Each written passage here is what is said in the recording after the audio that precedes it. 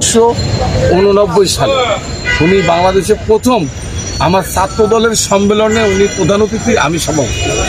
এটা আমার জীবনকে আমাকে উৎসাহিত করেছে এবং যার কারণে আমি আজকে এমপি হয়েছি, মন্ত্রী হয়েছি, জীবনের আজকের এই পথ চলা। বেগম জিয়া আপনাদের মতো অনেক ছাত্রদলের নেতাদেরকে রাজনীতি প্রতিষ্ঠিত করেছেন। আমার জীবনে আরও স্মৃতি মনে হয়, ওনার টেলিফোন নাম্বার ছিল 07600060021। এই যে নাম্বারটা, আমরা আজ থেকে 40-45 বছর আগে এই টেলিফোনে ওনার সাথে কথা বলতাম। অর্থাৎ আমি এক ছাত্রদলের কর্মী, নাটোর থেকে, যখন ব্রিজ ছিল না, যোগাযোগ ব্যবস্থা ছিল না, নাটোর থেকে টেলিফোনে সরাসরি যখন মনে চাইতো তখন কথা বলতে পারতাম। এই যে এই স্মৃতিগুলো তো কোনো বলতে পারবো। কতটা গুরুত্বপূর্ণ বাংলাদেশ রাজনীতি? উনি আমাদের মা, উনি আমাদের এই বাংলাদেশের এই সংকটময় মুহূর্তে উনি হচ্ছে ঐক্যের প্রতীক। আমি মনে করি বাংলাদেশে যত ক্রাইসিস আসছে, যত সংকট আসছে, উনি এসে দাঁড়িয়েছেন। উনি আমাদের অভিভাবক। আমরা দেশে এখন যে সংকট চলছে, এই সংকটময় মুহূর্তে বেগম খালেদা জিয়ার বিকল্প আছে বলে আমি মনে করি। কেমন দেখলেন, কি শুনলেন? উনি ভালো বলা যাবে না, আবার খারাপও বলা যাবে না, এটা মাঝামাঝি। দেখা করতে পেরেছিলেন কিনা? উনি কি রেসপন্স করে? হ্যাঁ, রেসপন্স তারিখে বললাম, ভালো বলা যাবে না, খারাপও বলা যাবে না। ডাক্তার কি বলবো? ডাক্তার একই কথা বলছে, আমি যেটা বললাম, ডাক্তারের ভাষাটা তাই।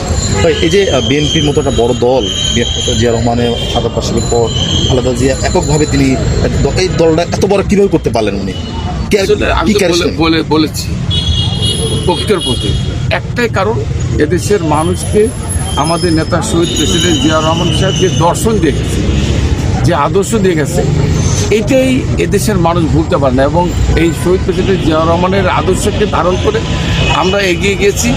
এবং উনি নেই, কিন্তু ওনার এই জায়গায় বেগম খালেদা জিয়াকে মানুষের, এদেশের মানুষ প্রতিচ্ছবি, জিয়া রহমানের প্রতিচ্ছবি হচ্ছে বেগম খালেদা জিয়া এবং ঐক্যের প্রতীক। আর এই জন্য মানুষ তাকে বিশ্বাস করে এবং তার প্রতি আস্থা আসে। আজকে কেন আসছেন না? কি ইমোশন কাজ করছে? আমি ইমোশন এই জন্য কাজ করেছি, আমি এলাকায় ছিলাম। আপনি জানেন যে আমি একজন প্রার্থী। আমার আজকেও সারাদিন আমার প্রোগ্রাম ছিল।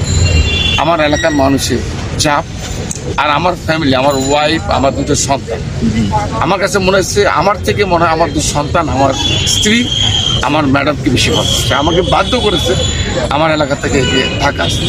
আর এই কারণে তাদের ইমোশনটাকে মানে বোঝানোর জন্য আমি আজকে সরাসরি ম্যাডামের দেখা।